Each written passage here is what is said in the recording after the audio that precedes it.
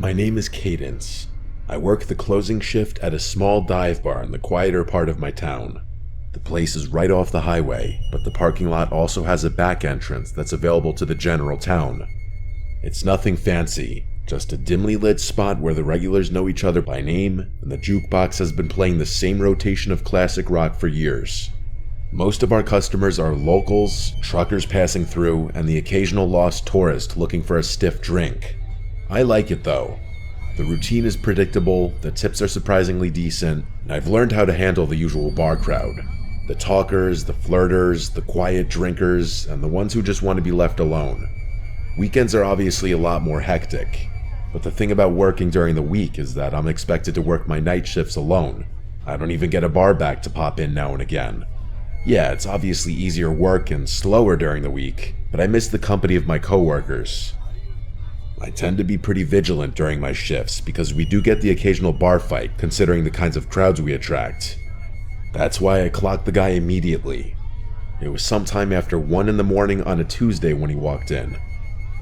If I had to guess, I'd say he was in his late 40s, but he was extremely clean cut and well groomed. Not the kind of look you'd expect from a guy his age in an area like this. He was wearing a black turtleneck underneath a black trench coat. Definitely well dressed, but casual about it.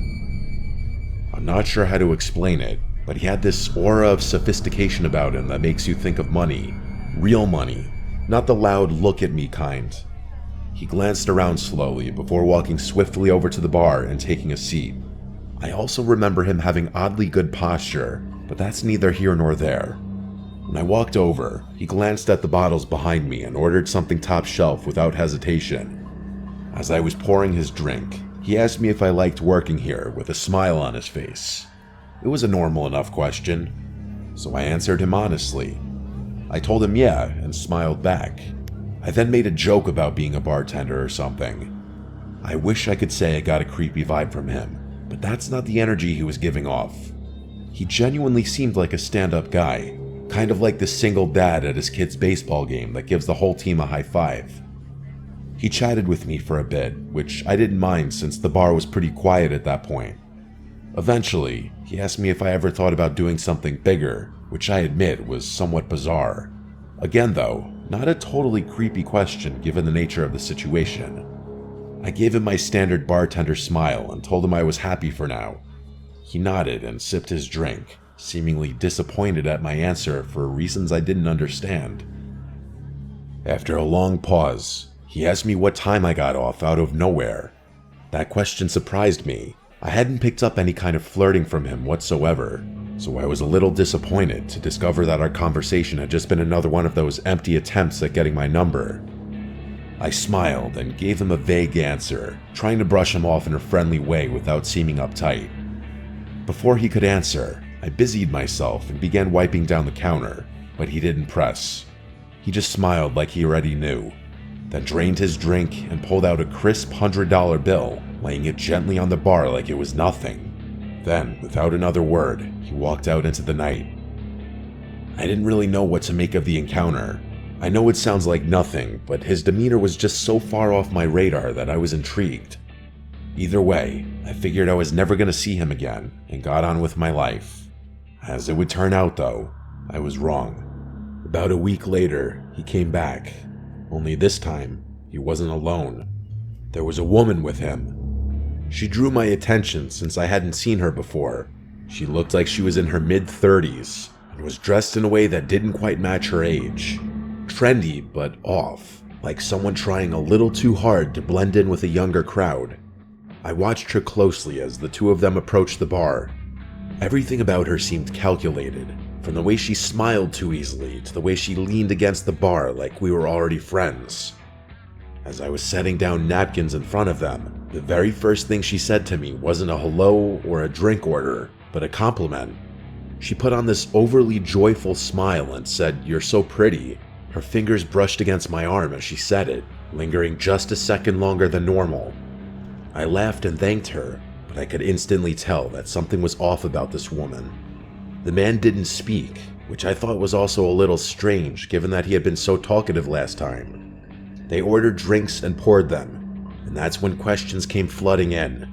The woman asked me how long I'd been working here, along with how old I was and a bunch of other small talk questions like that. I answered in short, polite sentences, but I got the sense that this wasn't small talk. She was studying me. At one point, she looked over at the man, and it seemed like they were communicating despite not speaking. She looked back at me and told me that she ran an exclusive event club. She leaned in a bit as she said it, lowering her voice as if to prevent her being overheard by another patron. She told me that she's always looking for young, fun people for private parties, and that I'd make a killing, 10 grand for a weekend. I let out a small, forced laugh and told her it sounded too good to be true. She insisted that it was real, and told me that a bunch of girls like me worked for them. Her smile never faltered at any moment, which was starting to creep me out.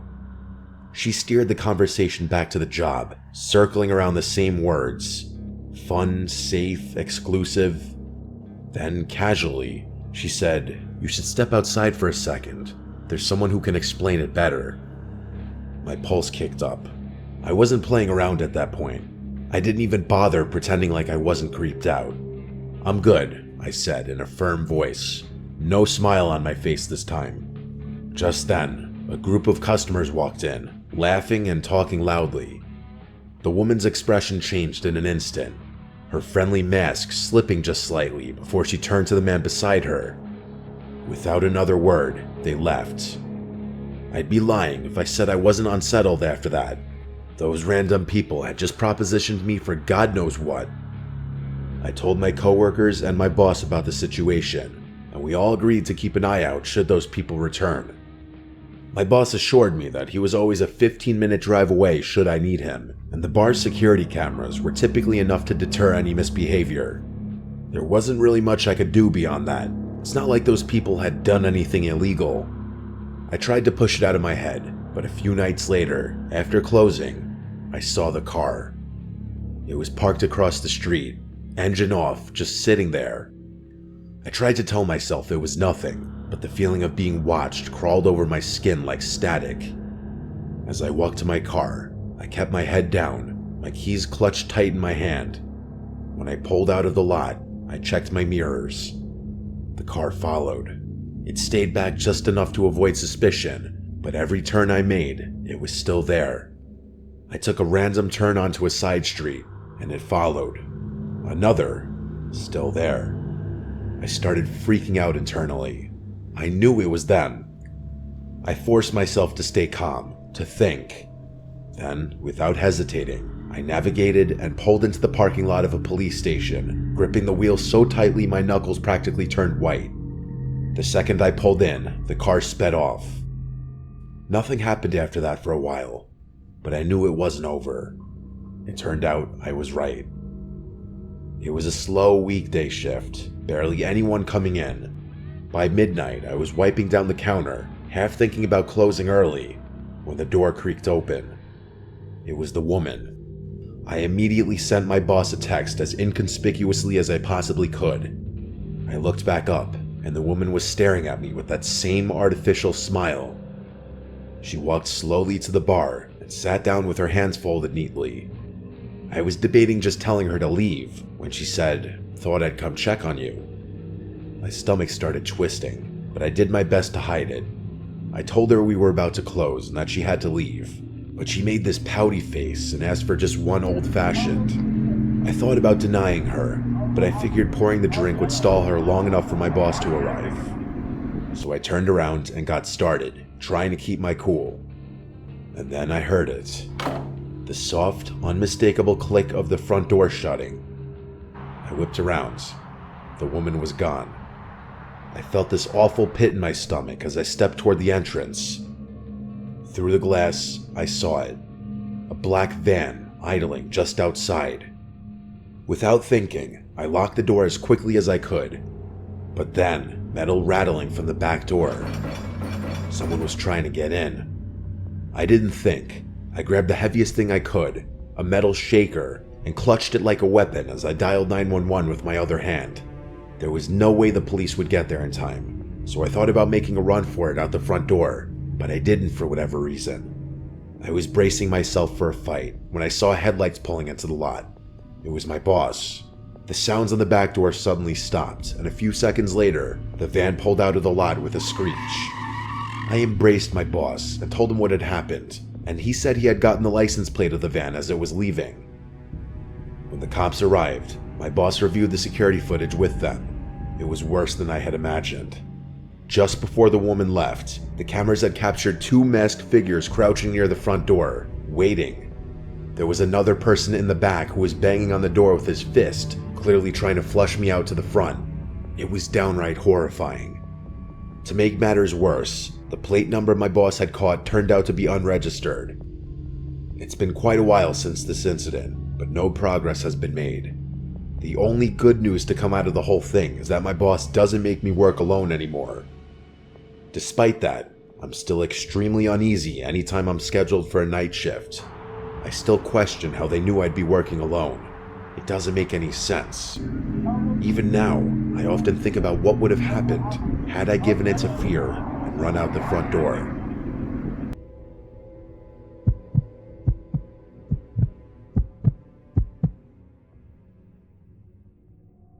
I used to work the night shift at a gas station/convenience store off a quiet stretch of highway.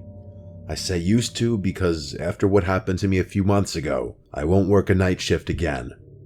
It's a small station, the kind that barely gets any business once it gets late. Most of my shift was spent restocking shelves, wiping down counters, and occasionally ringing up a trucker or traveler passing through. I remember the whole thing vividly. It was just past 2:30 in the morning. By then, even the truckers had mostly dried up, and I was left with basically nothing to do. I scrolled mindlessly on my phone, trying to kill some time. At one point, I stepped outside for some air, rubbing my hands together against the cold. I exhaled a few times, watching my breath disappear in the cold. The parking lot was empty, just the pumps, the road, and the dark stretch of trees beyond. The neon sign flickered faintly, and I remember it being hazy out, like you could literally see the moisture in the air. Even with the highway not too far off, it was pretty silent out there. Right as I was about to walk back towards the store, I noticed something move out of the corner of my eye. I whipped my head around and realized there was a person standing behind one of the pumps. How had I not noticed him earlier? He was wearing a dark red hoodie with a hood up, and he had both hands shoved in his pockets. There wasn't a car in sight, so he obviously wasn't fueling up. The only thing was, he didn't seem to be heading towards the store either. He was just standing there, half turned toward the store like he was watching me. At first, I figured maybe he was waiting for someone, but something about the way he moved rubbed me the wrong way. He was kind of shuffling about in this circular pattern. I entered the store, but made sure to keep an eye on him through the glass. I kept track of him while pretending not to, hoping someone would drive up and pick him up or something. But after a few minutes, he started walking toward the door. Slow at first, then suddenly pushing inside like he'd made up his mind all at once. He walked up to the counter, but didn't say anything right away, just stared at me like he was sizing me up. Then, in a rushed, almost rehearsed way, he muttered that his car had broken down just before the pumps. He said he needed a jump or maybe just a little gas to get to the next town. I was literally shocked. He wasn't even trying to make his story believable. Like, I couldn't believe he actually expected me to buy his BS story. I offered to call a tow truck instead. No, he said, too quick, shaking his head. He just needed a flashlight, maybe some help checking under the hood. Something was definitely off, that much was true. The way he spoke, the way he watched my reaction, it felt like a test. To be fair though, people walking into gas stations at that hour are usually a little strange. And I started wondering whether he actually needed help and was just an odd person or on something. I asked him where his car was parked, and he told me it was just beyond the highway entrance. I was obviously skeptical, but then he pointed at the monitor behind me. I turned to look at the screen, and to my surprise, there actually was a car parked out there. I thought to myself, oh crap, maybe this guy really does need help. And that's when it hit me. I had literally just been outside, and I would have remembered a car parked out there. I glanced back at the monitor, and saw the slightest movement near the car's back bumper. Someone was crouching just out of view. A cold wave of dread hit me. I forced a casual smile and agreed to help the guy, but not before telling him I needed to grab my phone from the back office. I turned slowly, not wanting to spook him, but the second I was out of his direct sight, I slammed my hand onto the emergency panic button under the counter. The alarm went off instantly, screeching through the store. I expected him to attack me, but what he did instead was even more unsettling. His nervous energy disappeared. No more fake urgency, no more shifting from foot to foot. He actually relaxed. His whole body language shifted, and then he smiled.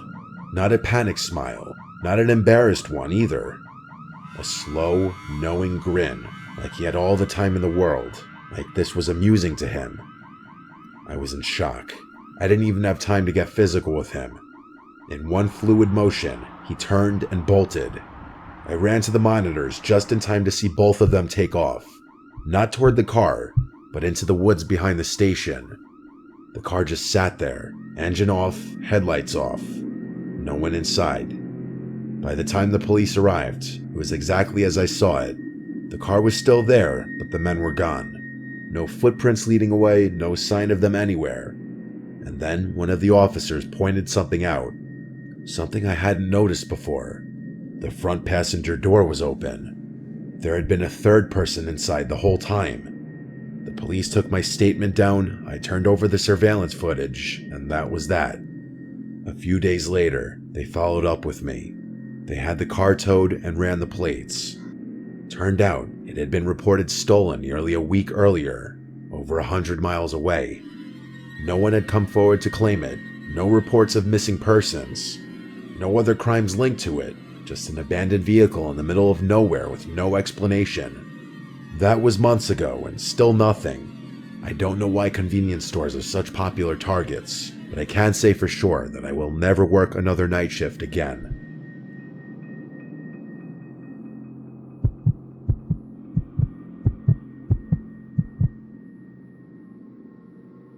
This happened a couple weeks ago.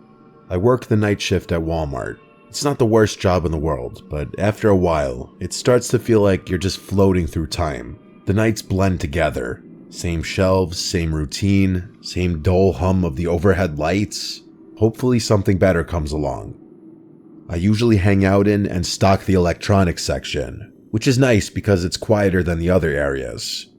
People don't exactly come rushing in at 2 a.m. to buy phone chargers and Bluetooth speakers. Most of the customers are either night owls killing time or truckers grabbing last-minute supplies before heading back on the road. That's why I noticed him. At first, I didn't think much of it. Just another guy wandering the aisles, probably waiting for someone. But after a few minutes, I realized he wasn't shopping. He wasn't even pretending to. He just kept appearing. Every time I glanced up, he was lingering nearby, hovering in the next aisle over or standing a little too still by the clearance section. He wasn't looking at anything. He was just standing there, watching me. I told myself I was overthinking it. The store is big and maybe he was just taking his time. But the way he moved, always just close enough for me to notice, never actually picking anything up, it set something deep in my gut on edge. I was waiting for him to just get on with it and ask for my number, but he never approached me. It was like he wanted me to see him, which didn't make any sense to me. I went to radio someone about it, but realized that the batteries in my radio must have been dead because it wasn't working. Eventually, I started debating whether I should go find a manager when I felt a hand wrap around my arm. I nearly jumped out of my skin, but before I could react, a woman's voice rang out loud.